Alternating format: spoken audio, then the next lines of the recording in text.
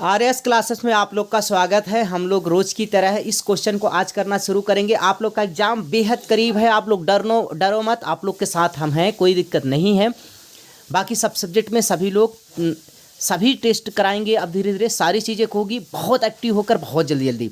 तो चलिए हम लोग पहले क्वेश्चन की शुरुआत करते हैं बिना समय गंवाए हुए। पहले क्वेश्चन पे आते हैं।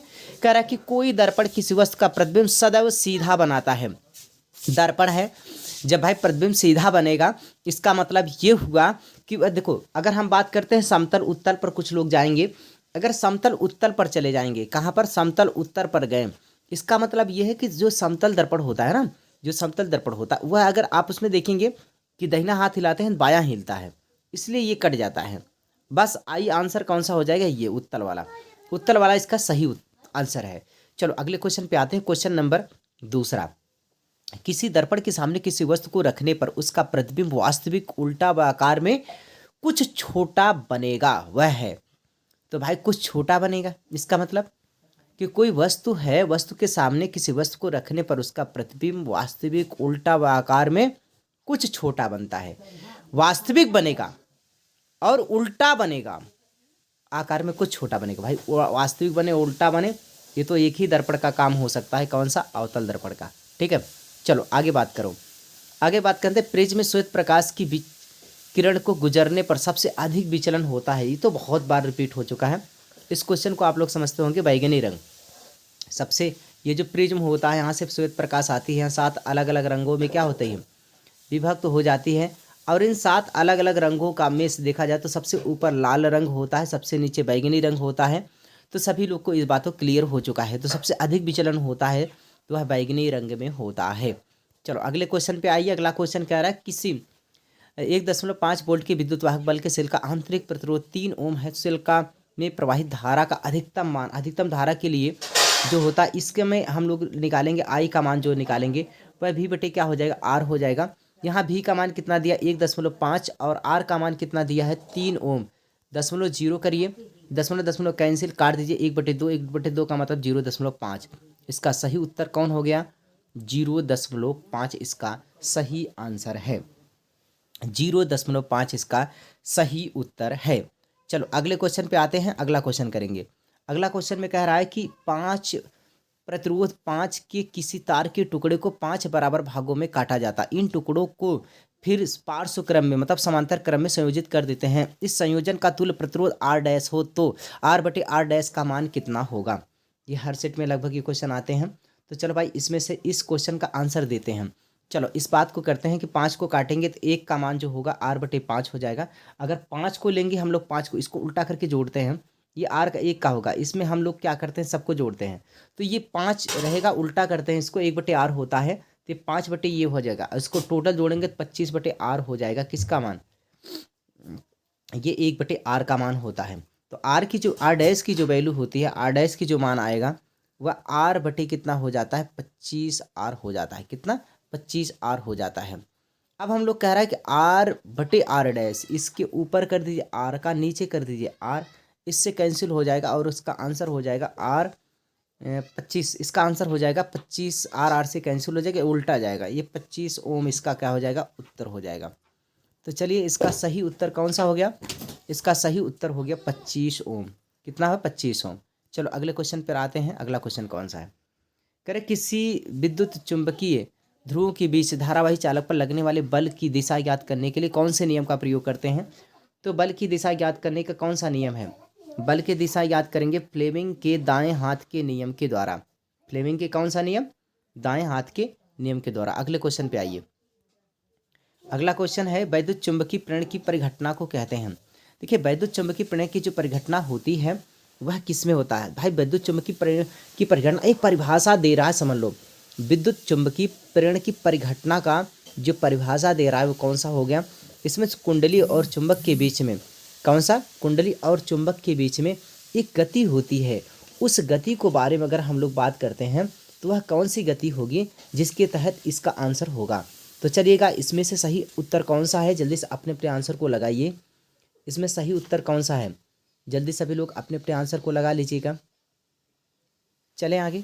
इसका सही उत्तर कौन सा हो गया? तीसरा इसका राइट आंसर हो गया। चलो अगले क्वेश्चन पे आते हैं। अगला क्वेश्चन क्या है,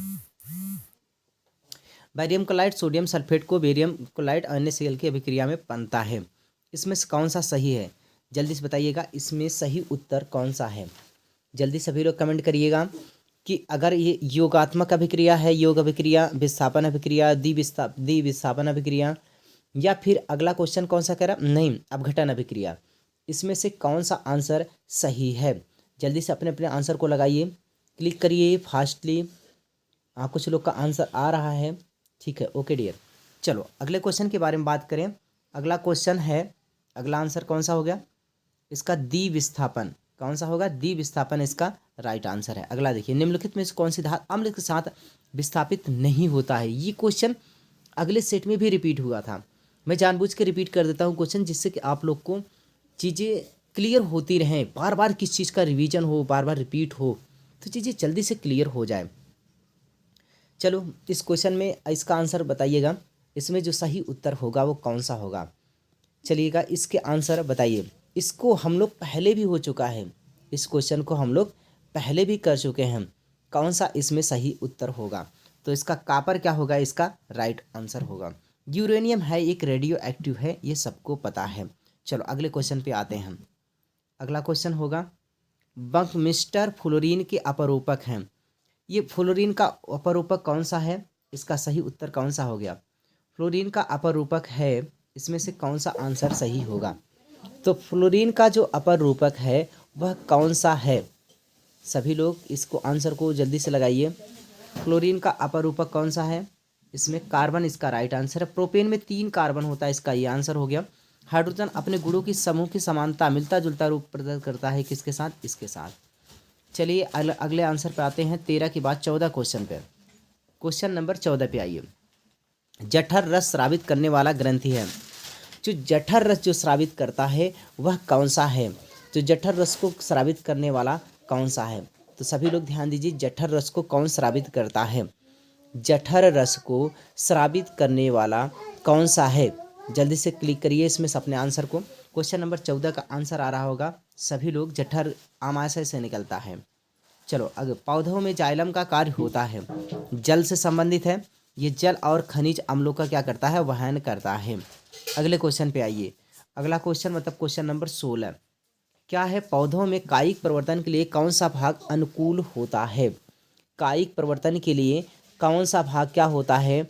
अनुकूल होता है। तो इसका सही आंसर कौन सा हो गया? लगाइएगा। इसका प्रकलिकी द्विगुणन की क्षमता होती है, द्विगुणन की क्षमता होती है। काफ़ी क्वेश्चन रिपीट हो गया, ठीक है।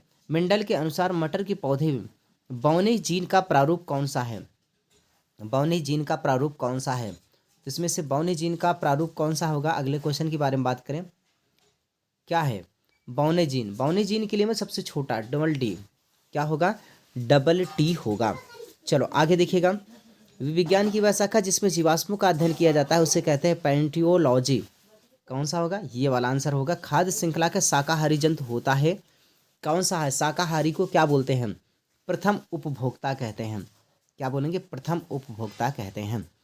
चलो इस प्रकार से हम लोग इस क्वेश्चन को कर पाएँ और उम्मीद करता हूँ ये बातें आप लोग को समझ। हाँ, टेस्ट रिपीट हो गया थोड़ा सा ये, लेकिन आगे जो क्वेश्चन होगा वो रिपीट नहीं हो, इसीलिए फास्ट मैंने करा दिया, ठीक है। आप लोग खुश रहिए और पढ़ते रहिए। चलिए हम लोग आगे अगले अभी कुछ देर के बाद क्लास होगी, आप लोग क्लास में सभी लोग जुड़िएगा, ठीक है। और टेस्ट इसी तरह से डेली टेस्ट देते रहिएगा। थोड़ा फास्ट मैंने जल्दी जल्दी क्वेश्चन को इसलिए कर दिया क्योंकि क्वेश्चन रिपीट हो गए थे। कुछ क्वेश्चन रिपीट हुए हैं, सभी क्वेश्चन रिपीट नहीं हुए, लेकिन कुछ क्वेश्चन का काफ़ी क्वेश्चन रिपीट हो गया। पर ये क्वेश्चन इंपॉर्टेंट है इसीलिए रिपीट हो गया, कोई दिक्कत नहीं है। आप ये लोग पढ़ते रहिए, खुश रहिए। मिलते हैं फिर अभी कुछ देर के बाद क्लास होगी उसमें, तब तक पढ़ते रहिए, खुश रहिए।